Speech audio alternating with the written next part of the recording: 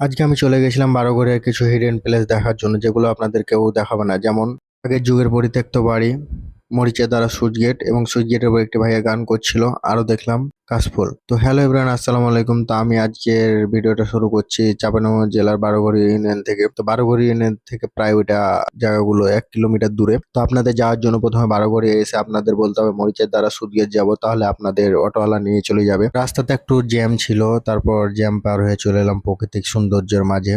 তো এখানে যেতে যেতে দেখলাম বেদেদের বাড়ি। যারা সাপ ধরে বেড়ায় তারা এখানে বাড়ি করে আসে। বেদেদের বাড়ির এখান থেকে কিছুটা এগিয়ে আমাদের সেই কাঙ্ক্ষিত স্থান, এখান থেকে দেখতে পাবেন আগের যুগের বাড়িটা।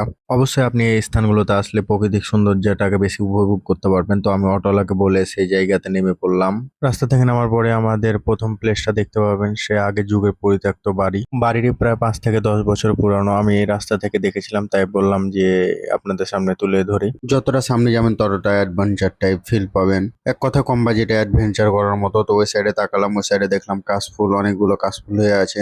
যারা যারা কাশফুলগুলো এখনো দেখেননি তারা প্রাকৃতিক সৌন্দর্য এবং কাশফুলগুলো দেখে আসতে পারেন। তারপর আমি সামনে এগিয়ে গেলাম যে সামনে কি আছে তা দেখার জন্য। সামনে এগোতে বিশাল একটা ডুমুরের গাছ দেখলাম, যেটা অনেকটা বড় এবং অনেকটা পুরনো ছিল। তারপরে আর একটা ছোট ডুমুরের গাছ হয়ে আছে। তারপর এই সাইডে আমি তাকালাম, এই সাইডে তাকা মাত্র দেখলাম কাশফুল, কলার গাছ, আর এদিকে একটা ভাটা এবং পাহাড়। অনেকটাই সুন্দর লাগছিল প্রকৃতির মাঝে। তারপর এই সাইডে তাকা মাত্র দেখলাম প্রকৃতির অমায়িক সৌন্দর্য। তারপর ওখান থেকে আমি বেরিয়ে পড়লাম। ওখান থেকে বেরোর পর আপনাকে মাত্র 2 থেকে 3 মিনিট লাগবে যদি হেঁটে যান আমাদের নেক্সট প্লেস যাওয়ার জন্য। যাওয়ার পথে দেখতে পাবেন এখানে রাবার ড্যামে যে কাজগুলো করা হচ্ছিল, পাথরগুলো নিয়ে এখানে পাথরগুলো বানানো হচ্ছে। তারপর আমাদের নেক্সট প্লেসটা দেখতেই পাচ্ছি এখান থেকে।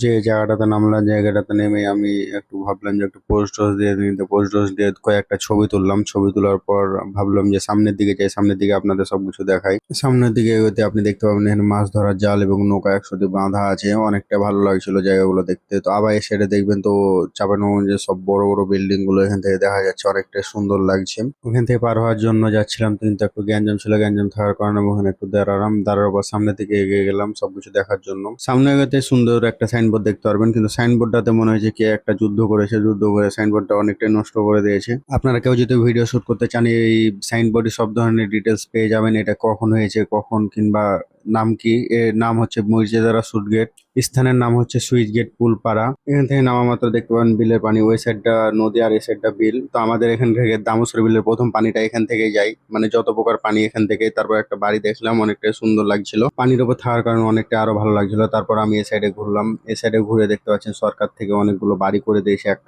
কালার বাড়িগুলো অনেকটা ভালো লাগছিল। তারপর একটা ভাইয়া গান করছিল, গানগুলো তার শুনলাম, অনেকটা ভালো লাগলো। তারপরে এখান থেকে আমি উঠে এলাম। উঠা মাত্র একটা পোজ দিলাম। পোজ দিয়ে দেখতে পাচ্ছেন শহরগুলো অনেক সুন্দর লাগছে। তারপর ভিডিওটা এতটুকুই।